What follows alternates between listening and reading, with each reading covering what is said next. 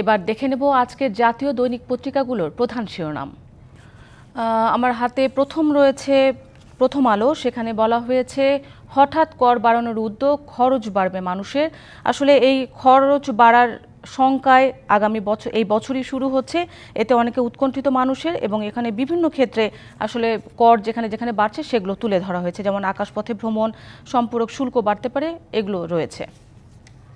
এরপর রয়েছে সমকাল আমার হাতে রয়েছে। সমকালের আজকে শিরোনাম করেছে দ্রুত নির্বাচন আদায়ের সব পথেই হাঁটছে বিএনপি।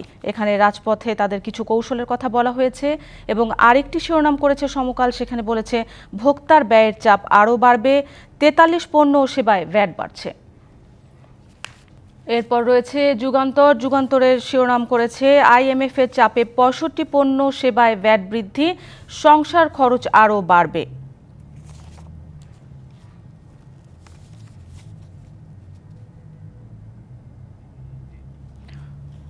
এরপরে আমার হাতে রয়েছে কালবেলার আজকের শিরোনাম রাজস্ব বাড়াতে নতুন ভ্যাটের বোঝা। এটা আসলে অন্যান্য পত্রিকাগুলো শিরোনাম করেছে।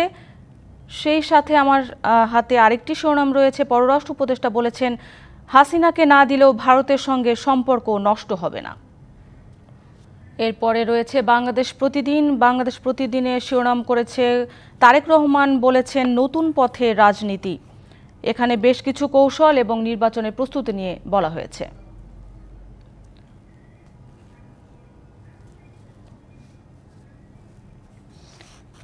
এরপরে হাতে রয়েছে বণিক বার্তার আজকের শিরোনাম মূল্যস্ফীতি না কমলেও অনেক ব্যাংকের পরিচালন মুনাফা অস্বাভাবিক বেড়েছে। এখানে ব্যাংকের পরিচালন মুনাফা কোন কোন খাতে বেড়েছে সেগুলো উল্লেখ করা হয়েছে।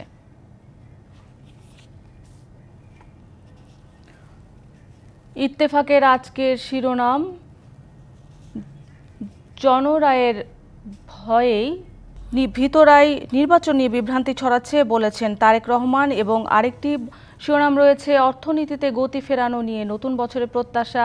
যার প্রত্যাশা তারা বলেছেন অর্থনীতিতে কিভাবে গতি ফেরানো যায়। এরপরে দ্য ডেইলি অবজারভার আজকে শিরোনাম করেছে record $2.64 billion remittance received in December. এরপরে রয়েছে নিউ এজের আজকের শিরোনাম লুকিং ব্যাক 2024। সেখানে বলা হয়েছে এক্সপোর্টস ফলো আর এমজি ডিপেন্ডেন্ট লো ডাইভার্সিফিকেশন প্যাটার্নস।